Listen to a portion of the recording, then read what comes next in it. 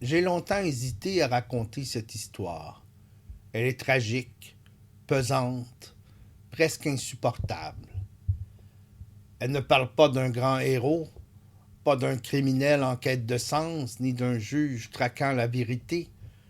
Elle ne parle pas directement de Raskolnikov, le personnage principal de Crime et Châtiment, ce jeune étudiant tourmenté qui commet un meurtre et tente d'échapper à sa conscience.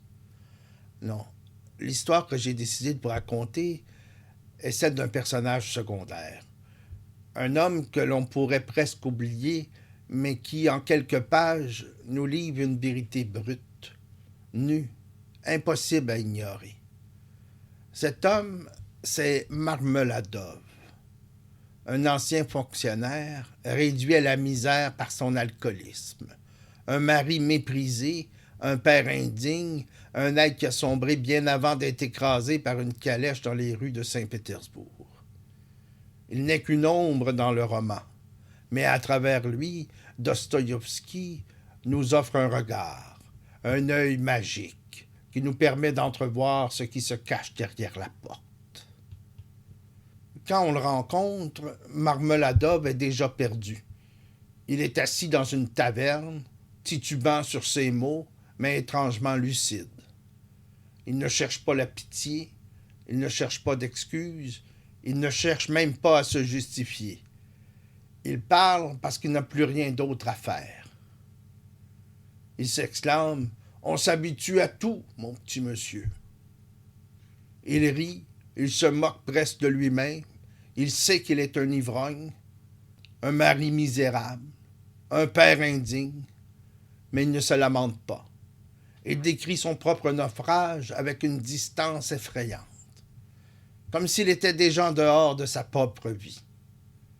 Il raconte comment il prend l'argent de sa famille pour le boire. Il raconte comment sa femme, Katerina Ivanovna, l'humilie, comment sa fille, Sonia, se vend pour que la famille puisse survivre. Il dit tout, sans filtre, sans honte, comme un homme qui n'a plus rien à perdre. Mais le plus terrifiant, ce n'est pas ce qu'il dit, c'est comment il le dit. Sans colère, sans révolte, sans espoir. Marmeladov ne lutte plus. Il a cessé de vouloir changer quoi que ce soit. Il accepte son sort avec une résignation absolue. Je ne la mérite pas, monsieur, je ne la mérite pas. Il parle de sa femme, de sa famille comme d'un fardeau qu'il leur impose. Il sait qu'il est un poids, il le sait, et pourtant, il ne fait rien. Il accepte la souffrance comme une fatalité, non pas parce qu'il y trouve une forme d'expiation, mais parce qu'il croit qu'il n'y a tout simplement rien d'autre à faire. Raskolnikov, lui, lutte. Il se débat avec ses idées, avec sa conscience, avec sa propre folie. Mais Marmeladov, lui, ne se débat plus. Il n'essaie même plus de survivre. Il attend simplement que la tempête l'emporte. Quand Marmeladov meurt, ce n'est pas un accident, c'est presque un prolongement logique de sa vie. Il titube dans la rue, il est sale, il est épuisé, il est invisible. Personne ne fait attention à lui jusqu'à ce qu'une calèche l'écrase brutalement. Là encore, il ne se révolte pas, il ne lutte pas. Il est déjà parti bien avant que son corps ne l'abandonne. Et pourtant, au dernier moment, alors que la vie s'échappe de lui, il murmure « Katerina Ivanovna, pardonne-moi. » Pourquoi? Pour avoir été lui-même? Pour n'avoir jamais pu faire autrement? Pour avoir laissé son corps suivre le chemin que son âme avait déjà pris? Marmeladov n'est pas un personnage principal. Il n'est qu'une ombre qui passe dans le récit.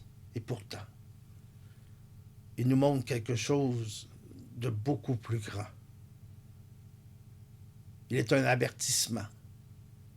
Il est ce que l'on devient quand on arrête de lutter, quand on se laisse couler, lentement, sans bruit, quand on croit que l'on n'a plus aucun choix à faire.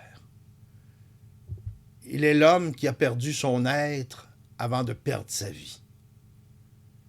Alors, qu'est-ce qu'il nous inspire? Est-il simplement un homme faible, un lâche qui a abandonné sa famille et sa propre dignité? Ou est-il au contraire un miroir impitoyable de nos propres peurs? Une projection de ce que nous pourrions devenir si un jour nous cessions de lutter, nous aussi.